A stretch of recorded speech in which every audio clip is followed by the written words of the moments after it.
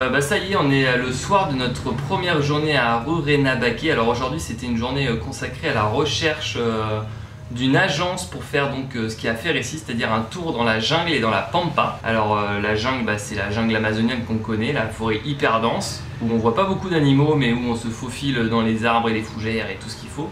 Et la pampa c'est un peu plus sec, un peu plus moins boisé, mais il paraît qu'on voit pas mal d'animaux. Donc ici en fait c'est soit on choisit de faire l'un ou l'autre, soit on choisit de faire les deux. Alors ce qu'il faut savoir c'est qu'il y a énormément d'agences, comme souvent quand tu dois faire des treks, il y a quand même l'embarras du choix. Parce qu'il n'y a pas si longtemps que ça, ils se faisaient un peu tous la bourre entre eux, donc il y a énormément de concurrence au niveau des prix, donc tu pouvais partir en trek pour pas très cher. Du coup apparemment il y aurait eu pas mal d'abus avec des agences qui faisaient payer à moindre coût, donc forcément ça attirait les touristes, mais finalement derrière les conditions de sécurité n'étaient pas forcément respectées, les guides n'étaient pas bien formés. Voilà, il y a eu pas mal de soucis, donc le gouvernement a choisi il y a à peu près 6 mois de mettre un prix minimum qui est fixé à 1200 bolivianos sur les tours de combinés de 4 jours, c'est ça? Ouais. 3 jours. Ce qui est pas donné, ça fait 1200 bolivianos. ça va faire au moins 140 €, voire plus que ça. Donc c'est quand même une certaine somme, surtout pour la Bolivie. Voilà, donc du coup, normalement les agences ne sont pas censées proposer des tarifs en dessous du prix qui a été fixé par le gouvernement.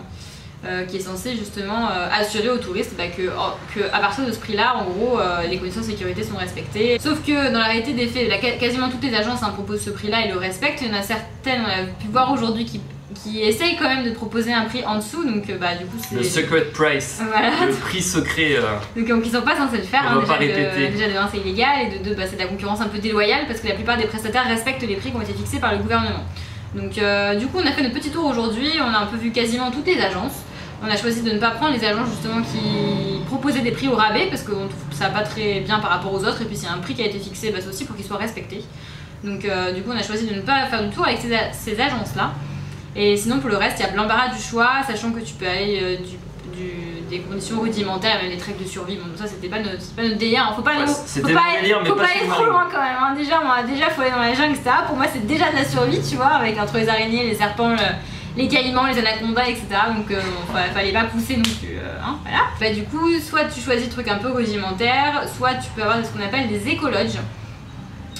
Donc c'est déjà c'est un peu plus de confort. Parfois c'est des petits bungalows un petit peu, comment on appelle ça, privatisés.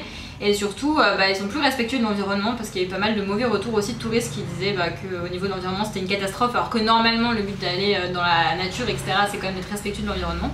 Et aussi, il y en a certaines agences qui font un petit peu de projets un petit peu communautaires où du coup il y a de l'argent qui reva aux communautés. Aux populations indigènes qui vivent vraiment dans la forêt ou pas loin. Donc nous on a choisi de partir avec ces agences-là, donc déjà parce qu'on avait envie que ça profite à la communauté, parce qu'on est quand même soucieux de notre environnement, et aussi parce qu'on avait envie d'un peu plus de confort. Donc du coup on a choisi... des prestataires qui étaient un peu au-dessus même des prix qu'avait fixé le gouvernement. En tout cas il y a des bons retours sur les blogs, sur internet, etc. Donc on espère que ça va bien se passer. Et du coup on a opté pour un 5 jours 4 nuits. Voilà, 5 jours 4 nuits. Donc en gros on fait 3 jours 3 nuits dans la jungle et 2 jours avec une nuit dans la pampa, juste pour voir les animaux. C'est dans les marécages où tu vois les crocodiles, les anacondas. Normalement, parce que bon, après les animaux, c'est jamais trop. Donc voilà, donc moi j'ai hâte. Marine, je sais pas si elle a hâte, en tout cas elle est stressée. Elle a peur de dormir dans la jungle, d'autant qu'à Samaipata on avait fait juste une nuit dans la jungle, que c'était pas la grosse jungle amazonienne, c'était on va dire une pré-jungle. Elle a déjà pas beaucoup dormi. Et c'est surtout qu'en plus ça va être son anniversaire, donc elle va être loin de ses proches et tout, donc elle apprendre un petit peu. J'avais d'autres aspirations que de dormir dans la jungle parmi les crocos, les araignées, les anacondas, voilà, parce que voilà. Voilà, c'est sûr que c'est pas les Seychelles ou la Polynésie française et tout. Mais bon. Tu vois, je vois, t'en as un bon petit resto, tu vois, le truc au moins mignon, c'est vrai que t'es pas chez toi, t'es pas avec tes proches. Ce sera du piranha grillé au bord de la pirogue. Avec des inconnus, tout ce que j'adore. Voilà, bon en tout cas on a hâte à demain, on espère que ça va le faire. On espère revenir vivant pour monter la vidéo. Pour monter la vidéo. Et voilà. Allez, mais non, ça va bien se passer. Il y aura pas trop de serpents. Parfois il faut apprendre à se surpasser et sortir hors de sa zone de confort. C'est vrai que c'est pas du tout ce que je fais depuis 1 an déjà, mais non, il fallait faire ça aussi.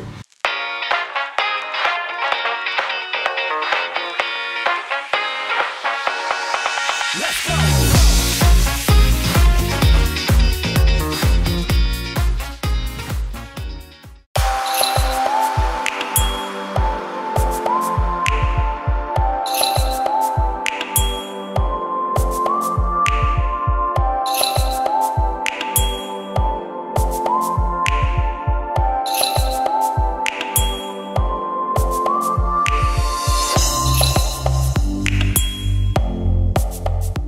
Bon bah premier stop, là on va visiter une communauté donc indigène. Donc on espère que c'est pas trop touristique, il semblerait qu'il y ait des petites activités comme je sais pas, broyer de la canne à sucre pour boire son jus. Donc on va y voir tout ça.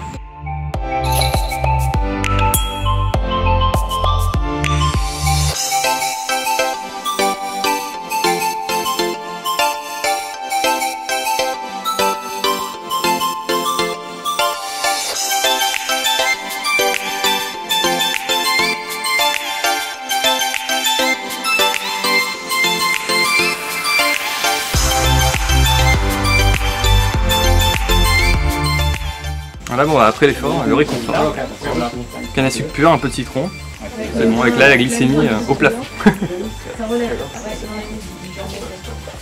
Ah, c'est sucré hein.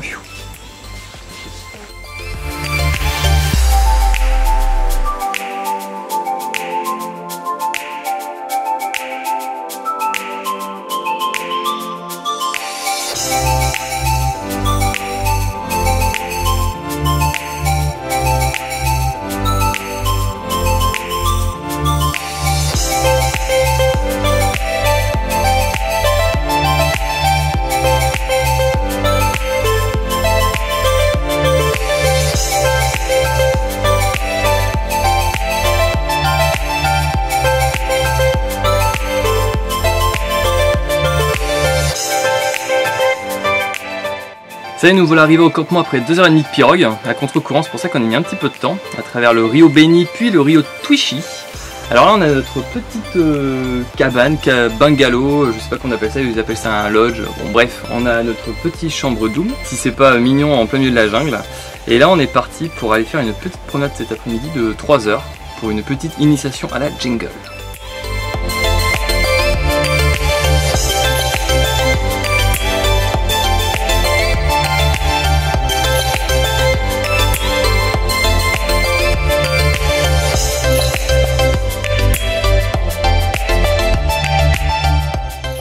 C'est un petit avion local, notre guide disait que quand il était petit, vu que le papier c'était très cher, pour jouer les enfants ils utilisaient ces feuilles là et ils ont des petits avions pour les lancer comme nous.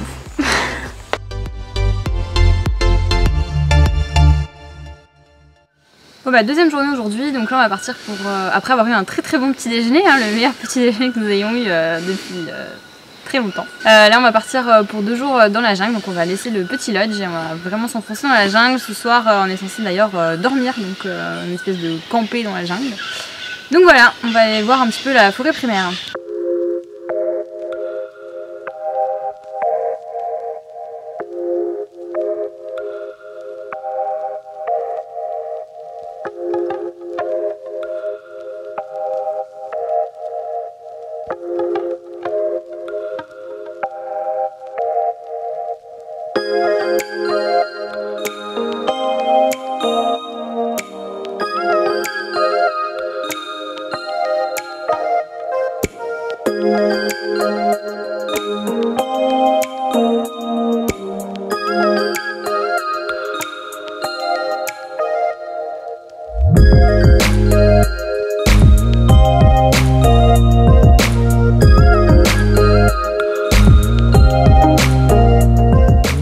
Là derrière moi ça s'appelle le curare, donc pour nos petits collègues infirmiers ou médecins, eh bien ça vient de là que le curare existe. Donc le curare c'est pour paralyser, et en fait à l'époque des indigènes, eh bien ils utilisaient cet arbre pour paralyser les animaux. Donc ça leur permettait de chasser, donc l'animal se paralysait et après vu qu'il pouvait plus respirer, il mourait.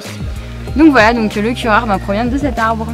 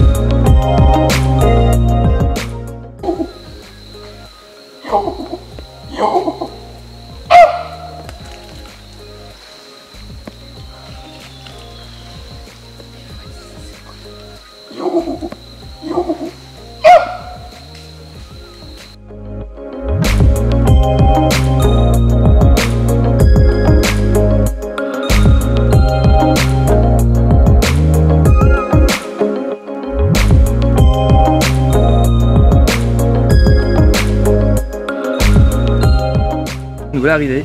On vient de monter la petite tente. Enfin, le petit campement on va appeler ça.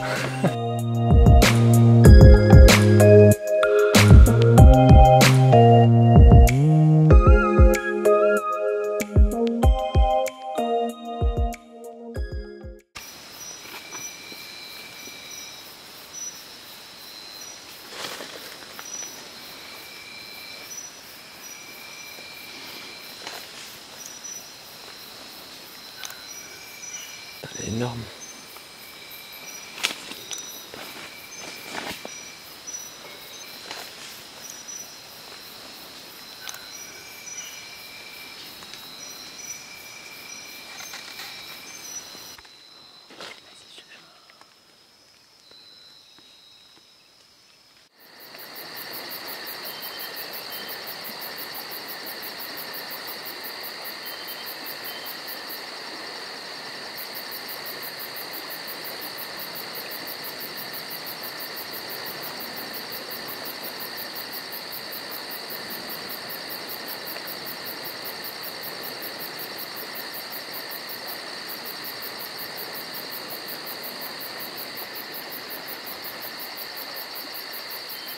Bon bah voilà, troisième journée, on est reparti vers le Rio Tochi, où on est censé prendre un petit bateau pour redescendre vers le camp principal. Donc c'est parti pour 3 heures de marche.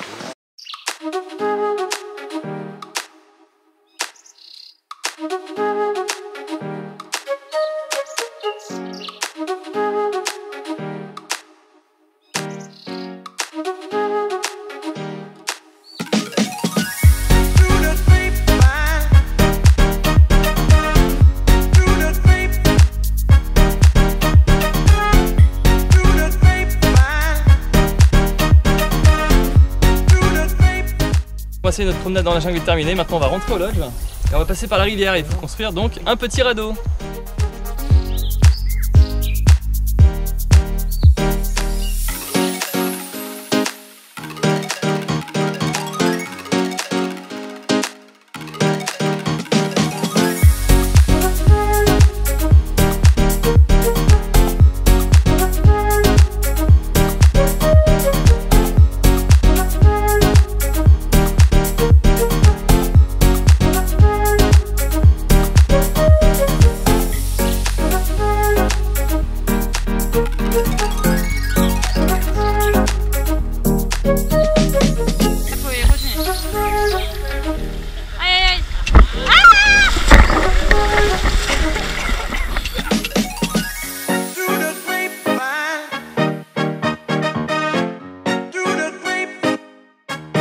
Bon bah ça y est, on est retourné au petit campement après une petite balade en radeau rafting. Pris un petit déjeuner, une petite douche, bah là on est reparti, il est 16 h, on va refaire une dernière petite balade dans la jungle, ça sera notre dernière. Et que demain on partira pour la Pampa.